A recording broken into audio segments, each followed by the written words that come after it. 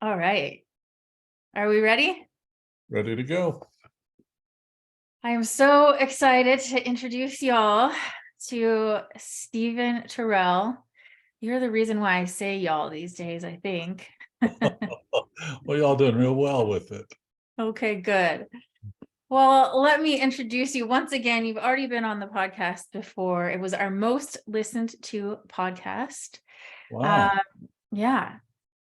Stephen Terrell, PsyD SEP, is a leading expert in the field of developmental trauma and adoption, and he is recognized around the world for his work in developmental trauma and healing. He understands developmental trauma from the inside out and the outside in. He has performed more than 25,000 individual transforming touch sessions and taught thousands of students from around the world in the art of transforming touch as it relates to healing developmental trauma. You have also been my teacher and mentor since pre-pandemic times, since 2019, I guess, and completely changed my life and my nervous system. And it is just such an honor to have you back. Welcome. Thank you. Thank you. Thank you. It's wonderful to be back. Wonderful to be here with you, Shelby. Yay. Do you want to let folks know where you are and how you are today? Well, I am absolutely we're on the backside of a pretty severe storm, went through about 10 minutes ago. Before I came online, I was going, oh, we're going to lose power. Big lightning, big thunder, which is that time of year in Texas. I'm right outside of Austin in Pflugerville, and it rained all day yesterday in storms, and we've been doing it this afternoon, and we probably will all the way through the rest of June. So it's a green time of year and a wet time of year here. All right. I think last time we talked, it was flooding or something crazy. Yeah, it does that real easy here because we don't have anywhere for the water to go. So it's going to have to flood. Got it. Yeah. All right. Well, we just got out of yesterday a 3-day transforming experienced brain training. You were teaching, I was attending. Yes. And so I love getting to have this conversation on the heels of that because I feel like the work is very present and it's here. It's right here with us. Yeah. Yeah, that was yesterday. It feels like it was the day before yesterday, but yeah, it was yesterday. It's still resonating and ringing like a bell. That little chime is still moving through. Yeah, I was telling Stephen, y'all, before we hit record that this work heals COVID. I was deathly ill on Friday and like very, very, very, very sick. It really did feel like a part of me was dying at least. And Sunday came around and I actually went for a bike ride after our last session. And I mean, I don't even know how that happened. How did that happen, Stephen? I think the best part about the work is what I call the mystery. And I oftentimes will bring up the mystery of, the three most powerful words that we can say to one another is, I don't know. And being able to understand the mystery that things occur that we don't imagine occurring out of nowhere. It'll just kind of move in and these things happen. So yeah, I'm glad you got better. And riding a bike, I cannot believe when I saw you on Friday that on Sunday you rode a bicycle. That's For an hour. Y'all got out there and rode a bicycle. I don't know how. I don't know how you did it. I did it. I feel totally transformed and I hate that word. So It's your new tattoo. I'm going to have it done on your forehead. great. Yes, Well, I have this question and I get asked this all the time, and I am looking through social media all the time, and everybody is talking about nervous system regulation work all of a sudden, which is double-edged. It's great. Really? A lot. I mean, my feed, of course. Yes. And I think we have a lot of different ideas around what nervous system regulation work is. Mhm. Um, and I love to hear from you. What actually is nervous system regulation work? Well, I feel like there should be some drums, but and the answer is, I think because I find it fascinating that there's a lot of people talking about nervous system regulation, because I've been talking about it for years. And your nervous system is like the command center of your whole body, of your whole origin, of your whole core, of your whole self.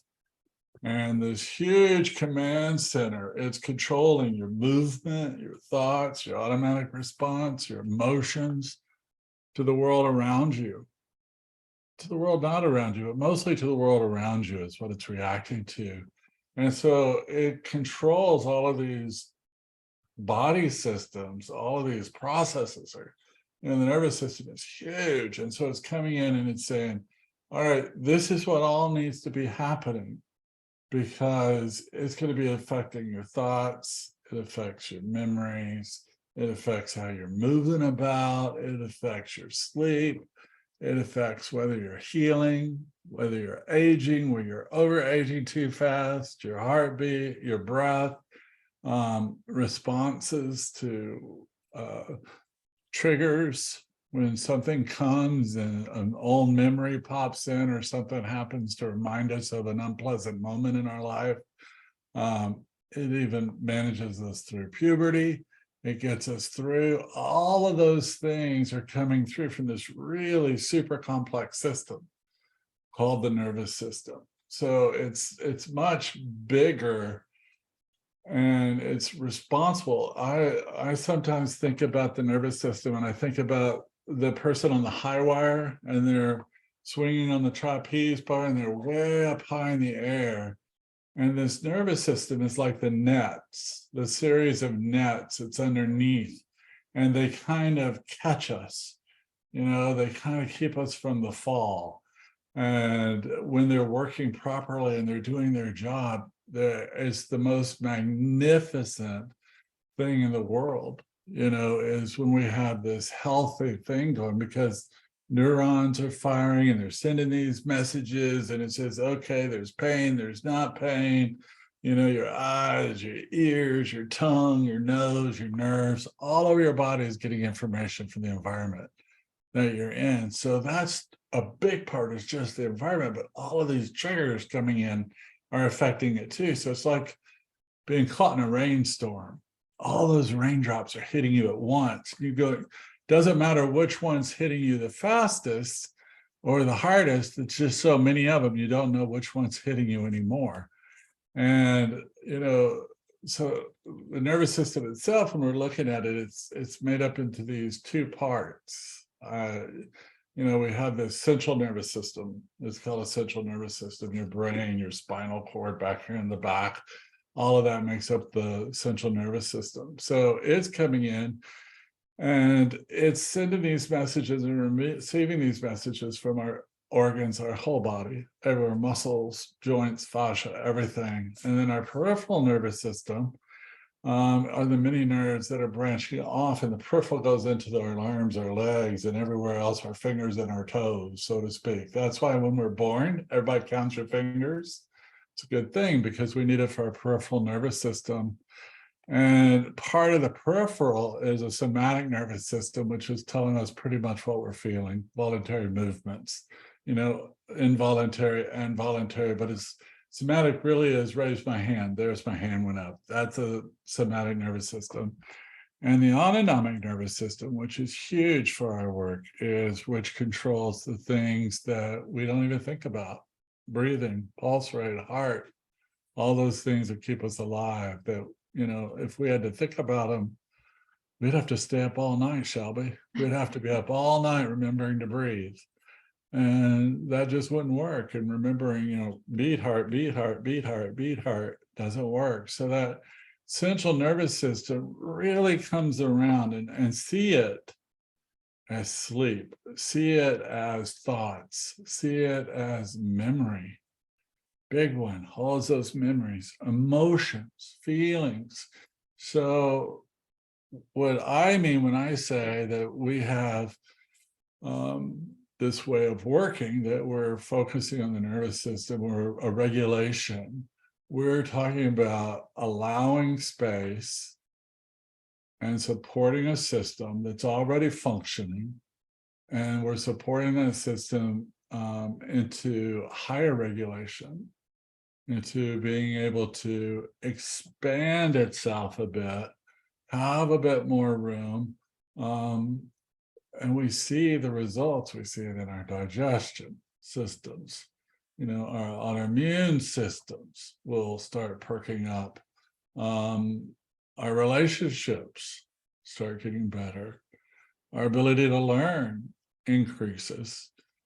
And so there's lots of things that are going on all around us from this nervous system thing that's much bigger. And so the regulation is coming in just to support all of these systems that are already in place. I've been there since the beginning. None of them just arrived on the scene. They've been there all along. And, they turn against us. That's what we see in developmental trauma, is that our systems no longer protect us. They start turning autoimmune, or they start attacking our heart, blood pressure, or they start to do these diabetes or cancer, or we get into more accidental injuries. We're more prone to fall off that bicycle because of balance, and it's just so much pressure and so many things happening. So the approach, a regulation-based approach like the one I'm speaking of, using for transforming touch, is really about no pathology, no symptomology, no fixing, no big magnificent cures coming through. It's about coming in and taking someone, your nervous system or my nervous system, and supporting it into more optimal health, even though it believes it's already in optimal health. That's the big mystery. Why does the body decide that a place that isn't healthy is healthy? Is beyond me, except they've tried everything else to keep us safe. The system has, and so it creates these places. And we don't know what's underneath. It's like layers and layers of trauma can come in and affect it. And if it's like a horse can carry one backpack into the woods with you, but if the horse has to carry 50 backpacks, the horse gets tired pretty quick, and you may not ever make it to the other side of the forest.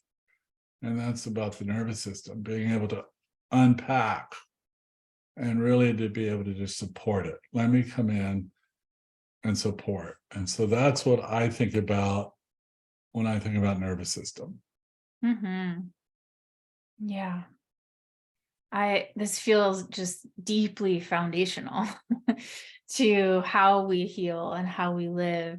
When you're talking about the trapeze, I think about being dynamic. And when the nervous system is supported, we're able to be dynamic. We're able to live as fully expressed humans.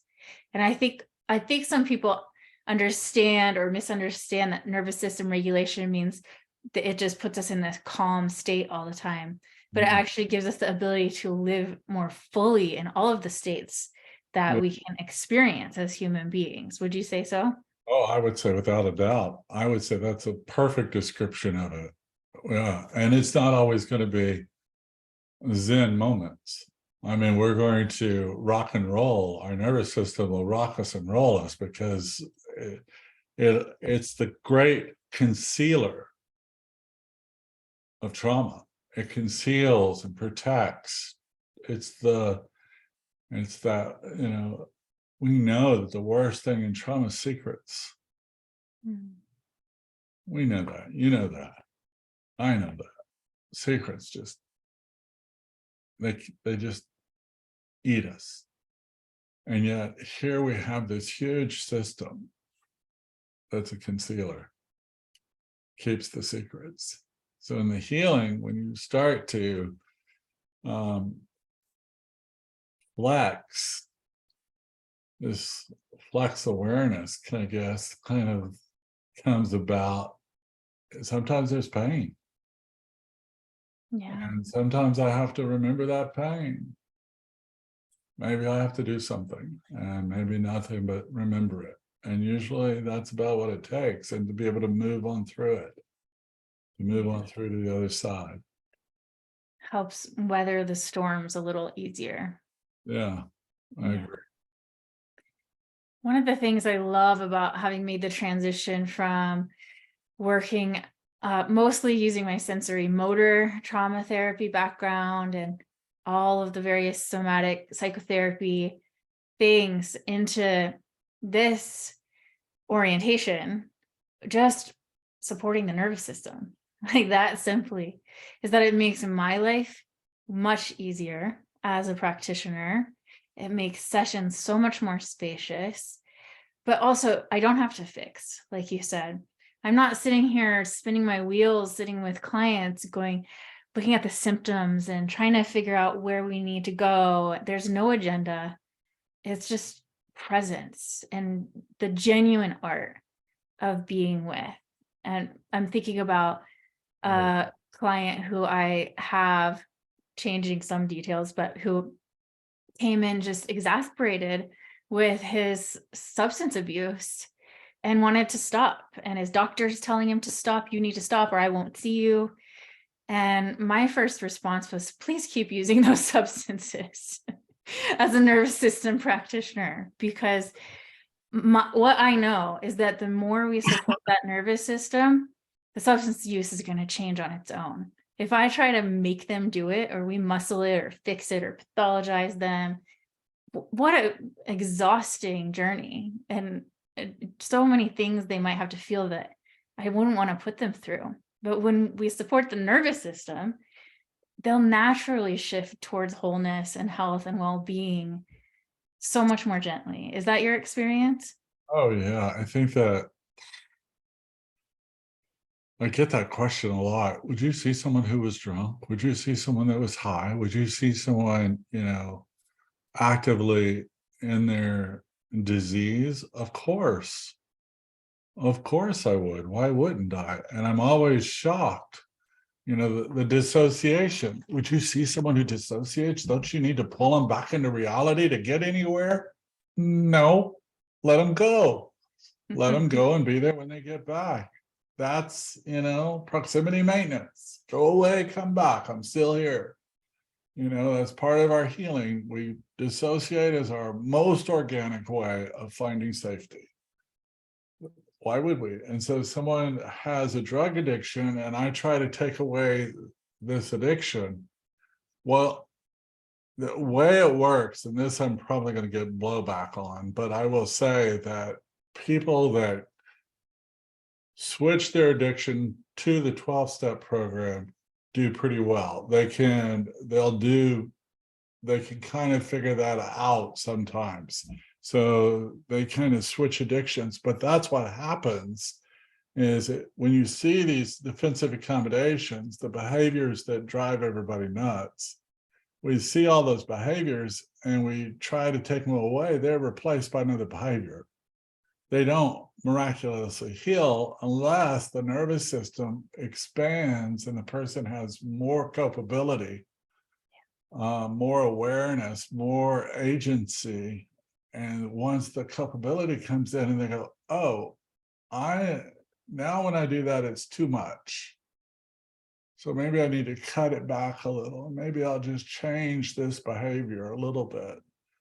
And people begin to come off of a lot of very difficult lifestyles, begin to change.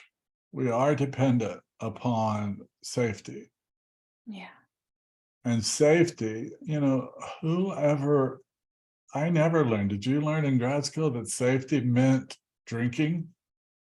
Never. I didn't get that message, or the No, safety meant drugs. No, I thought those were just party people. But right. oh, they were finding their own safety. Mhm.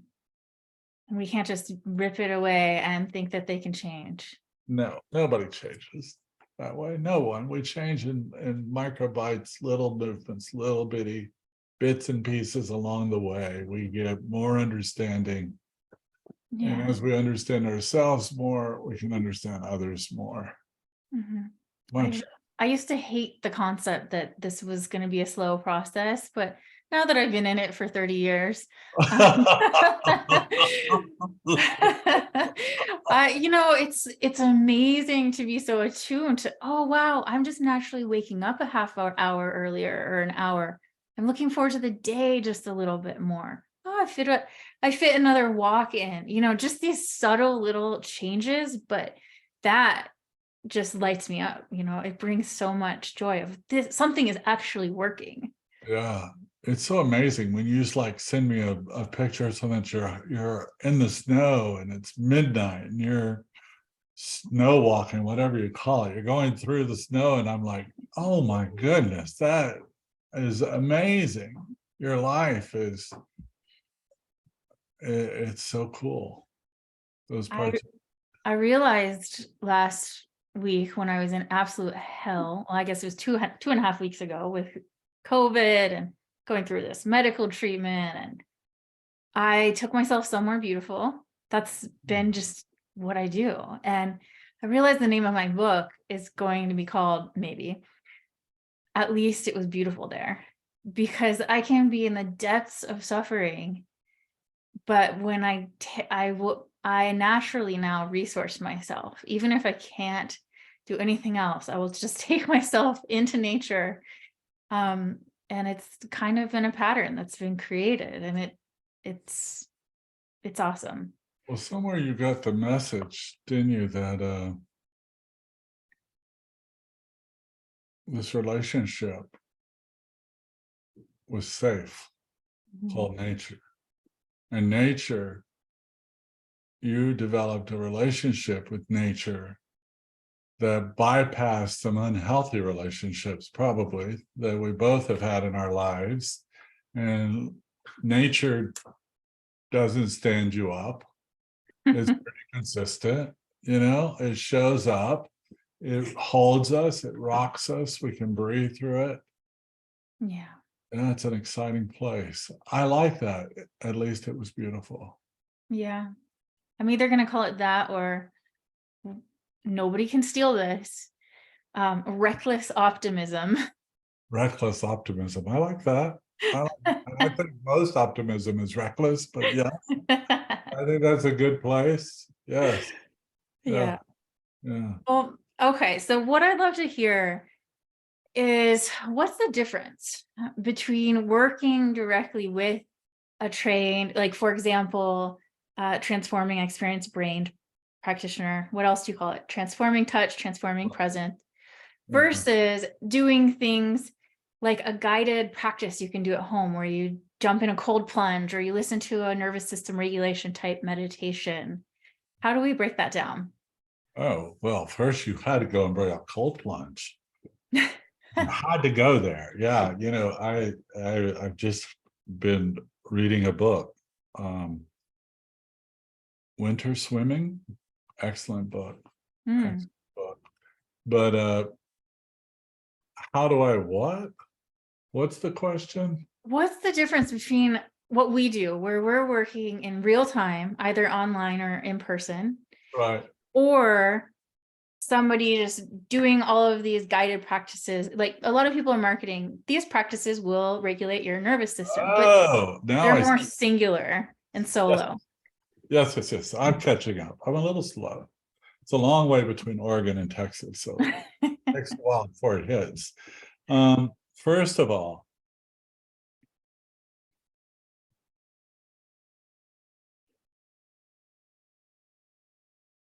we're touching in.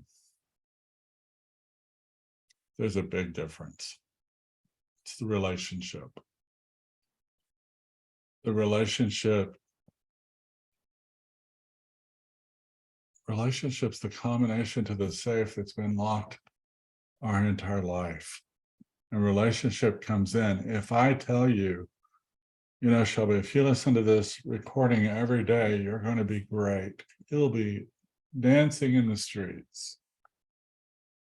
You might, but you would still have the same trauma. You're just masking the trauma.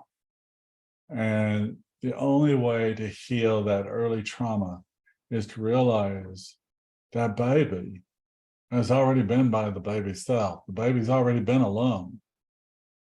The baby's experienced that. It didn't go so well, or they wouldn't be in our office.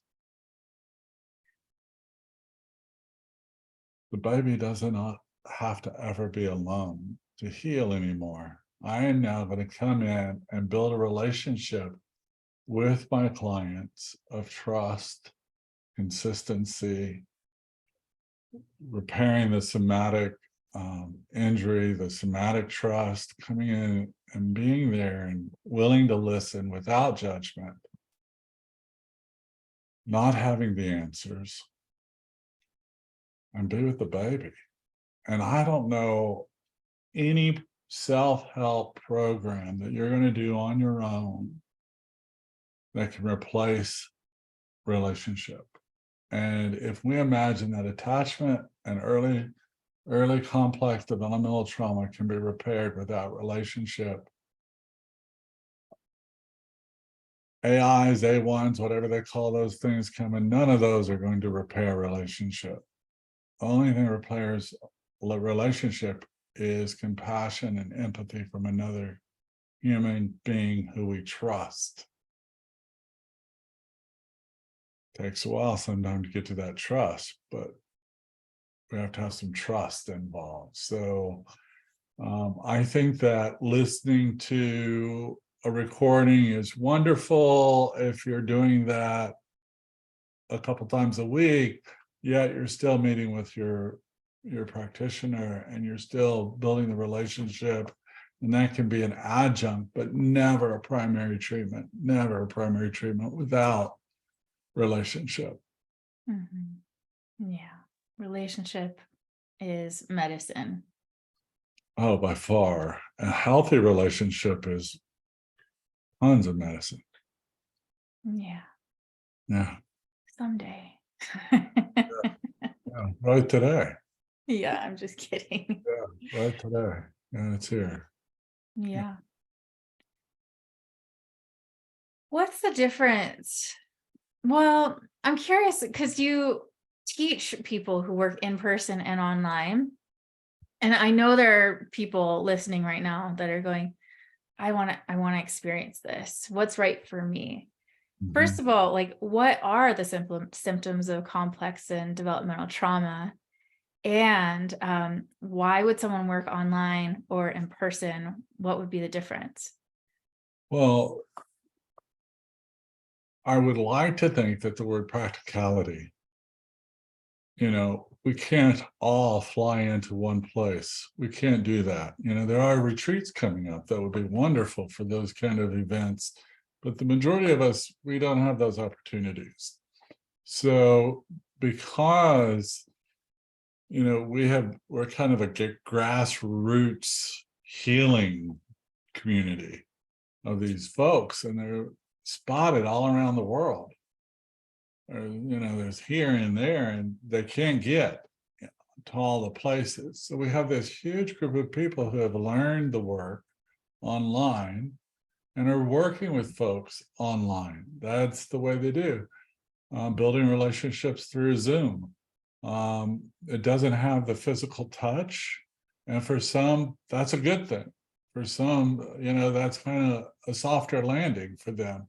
Others really miss the physical touch, and they'll tell you, I really miss being in person. Oh yeah, I do too.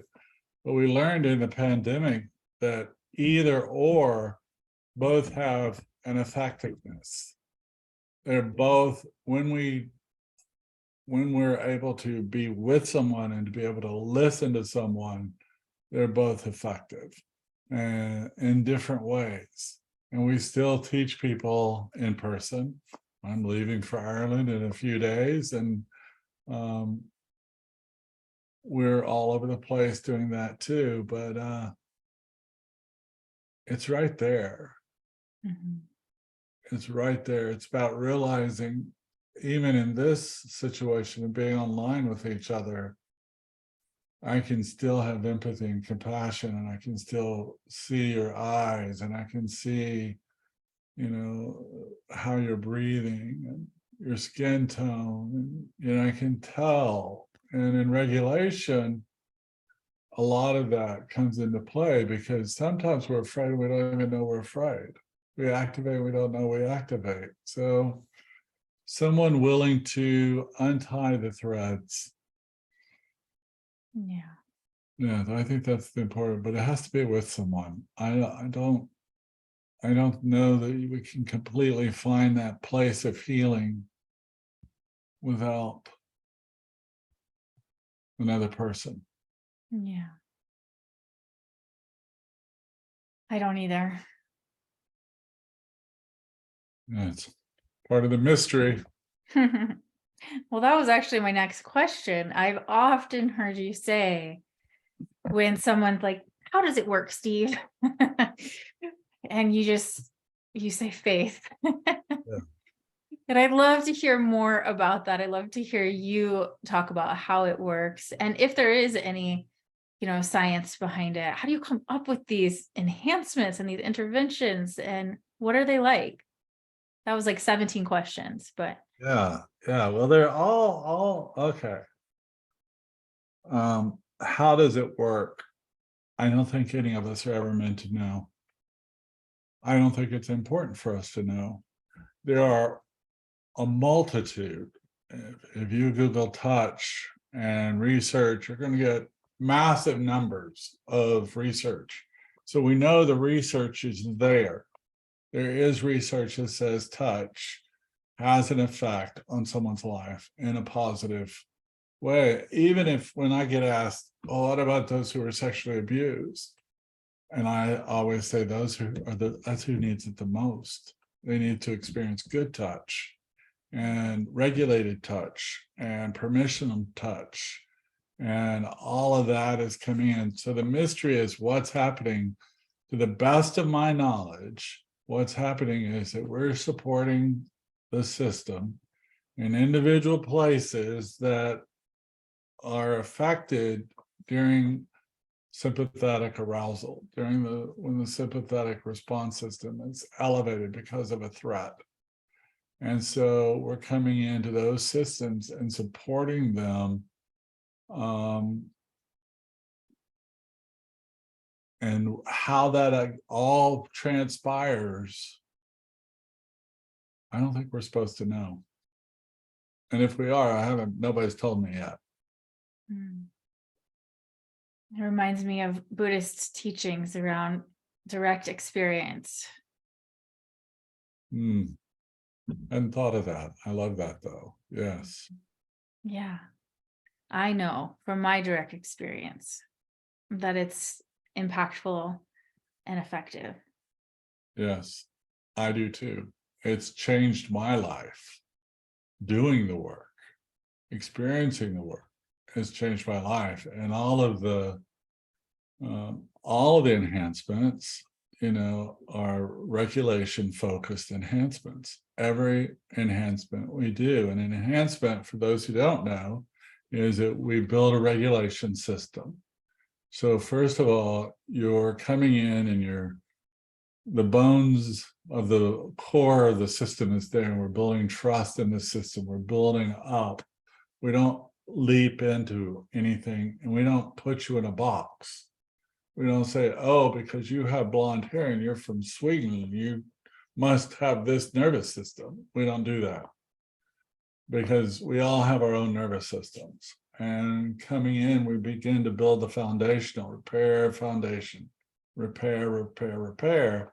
And then we do an add-on after a while. And that add-on is called an enhancement. And all of our enhancements are, of course, nervous system focused. All of them are coming in with regulation focused, nervous system focused. even when we're doing primitive reflexes, we don't work with them like occupational therapists or physical therapists or other people work with them. We are working with them also from that same regulation focused. If we can get this tweaked just a little bit, maybe, just maybe the system's going to run easier.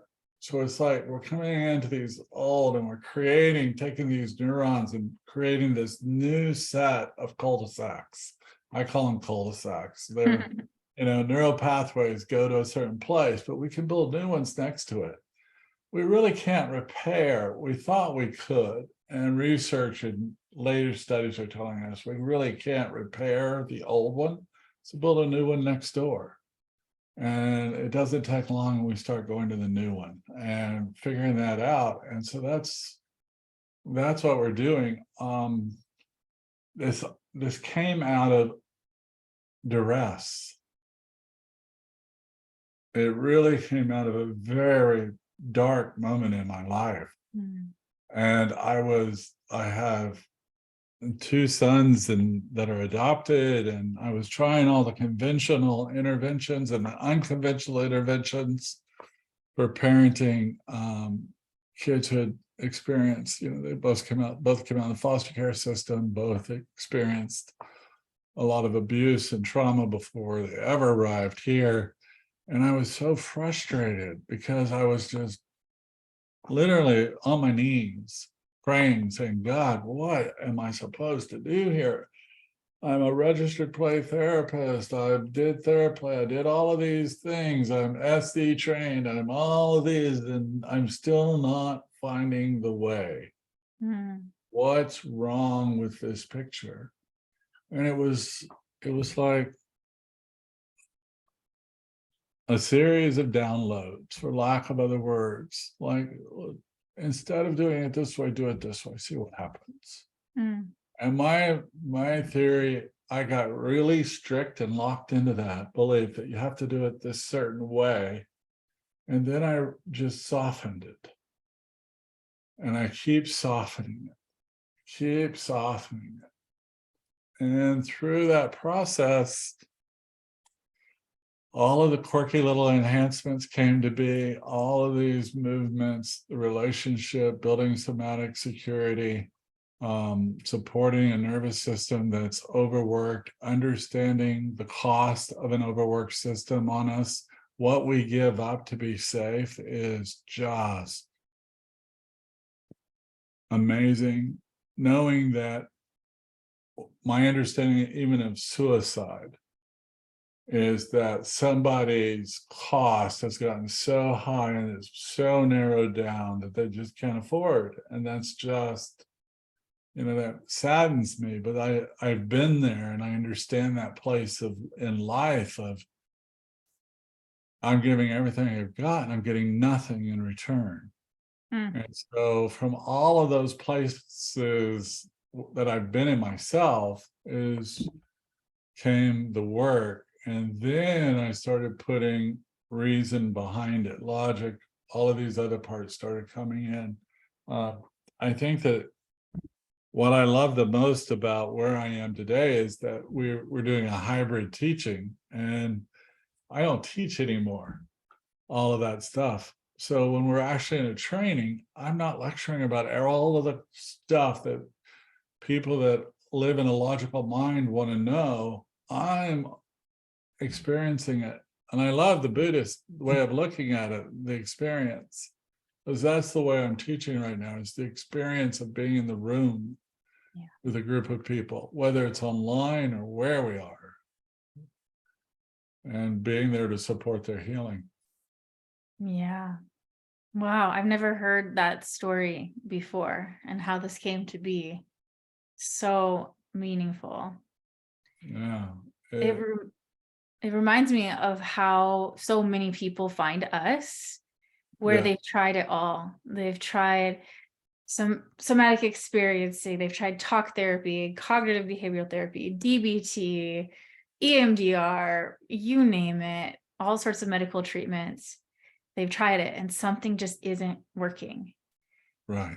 It's the most amazing thing to have those people walk in the door and then just see them sink into 1% of rest for the first time in decades and Totally. notice what happens. Yeah. So I think that we as clinicians are just the excitement of being witnessed. And it's funny, all the miracles that they've ever talked about on earth have to be witnessed. So some miracles just take a while. Some miracles are quicker than others. We don't know a timeline, how long it's going to take for someone. But it is miracles when you see people, that 1% change is huge on an overworked system. Huge. Yeah. What were the 2 words you were using this weekend? One was difference Difference and celebrate. and celebrate. Say more about that. Well, celebrate the difference. Healing, what came clearly this weekend, which was funny, is that healing is our willingness to experience difference. Mm. And we should celebrate. We celebrate the difference. So if someone comes to me and they say, after I saw you last week, I was sick to my stomach for 3 hours or 3 days or 2 days, and I couldn't sleep, and I did all these things that, I should go, oh, I'm so sorry. I go, yes, right. Yeah, that's awesome news. Let's celebrate it, because healing is anything different than what we're experiencing at this moment. And that's the catch, is that it's different. And different may only be this big. Doesn't have to be huge. And step into difference. And that, celebrate the difference. Don't pathologize it. Don't go down the road of saying, oh, you're getting worse. You're not. You're just unfolding old stuff. The worst has already happened. Yeah. Now we might just have to remember a little bit of it, somatically remember it, mentally remember it. Our bodies are going to struggle with it and move back through it when we have more resource of the other person, that relationship, as our resource. I love that. Just 1%. 1%. Yeah. So I know we've got a few minutes left, and I have one more question. Okay. I have like 4. I'm looking at them. I am wondering, so most of the people who are listening, or a lot of them, are wellness practitioners and healers of sorts. Mhm. And something interesting that people say to me all the time, I'll be around town, grocery shopping, whatever, and they'll say, oh my goodness, your job is a trauma therapist? That sounds exhausting. And I always answer these days by saying, it's not. It's actually wonderful. And they're always shocked. And so a lot of people who find me are people working with trauma who want to feel more regulated and supported themselves and really love this work, not be burnt out. Are there any words of wisdom or care you have for people who are wanting more regulation on board as they're working with folks? For the clinician, give up 2 words. Fix it. Surrender those 2 words now. Don't wait. Yeah. When I used to think I was responsible for your healing, oh my gosh, I carried a huge, like dragging around blocks behind me.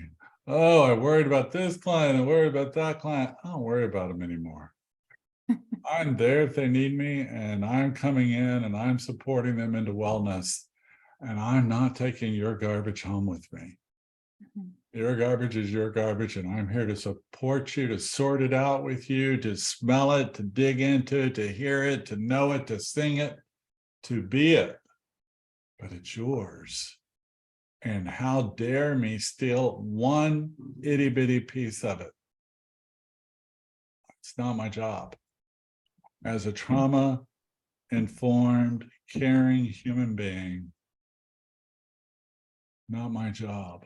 My job is to be with you and support you through it, but not to do it for you. Whew. Whew. What an amazing takeaway. Yeah. Yeah, I really felt that in here. So Yeah, much easier. makes life so much easier. Yeah. I It think also that, makes our clients' lives easier, by the way. yes. Yeah. Who wants anybody poking in their business? I don't. Yeah. Oh, I remember, do you know Janina Fisher? Of course. She was my teacher for sensory motor, and she talked about the day she stopped taking clients' journals home with them every weekend to read and how they immediately started getting better. Yes. Yes. Yeah. Yes. I am a big believer in journaling, but it's your journal. If Mhm. you journal away. Yeah. But I'm not going to read it. Yeah. Yeah. I'm either having a deja vu or we talked about this on the last podcast. Think so. We might have though, but you could have deja vu. That's for sure. I've had 3 this week. That's the first ever. So Oh, yeah. So I don't know. oh. I don't. Well, how can people find you? What will they find? Can they work with you? Can they learn with you? Well, they can find me in Texas. I mean, if you go to austinattach.com is the website. They can find me that way. They can find me through coregulatingtouch.com. They can find therapists all around the world through there, coregulatingtouch.com. They can reach out to Heather at austinattach.com, my assistant. But they'll find me. I'm around. I'm very accessible. I'm Yeah, around. you are. I like that about you. And people can read your book, Nurturing Resilience. Or they can read TEB 123 if they have a kiddo. TEB like 123, this little book for parents to read to their kids. Great little book. Wonderful. So cool. Yeah. Wow. Well, I am deeply grateful for this conversation. I feel regulated. I feel lit up. I feel on fire with this work and just so grateful for you being willing to share it with us and with the world. Well, you know I love you, and I always have this warm spot just being with you. So I'm just grateful to be here again. I mean, to be a replay is kind of exciting on your podcast. So thank you for inviting me. I appreciate it. Yay. You're welcome.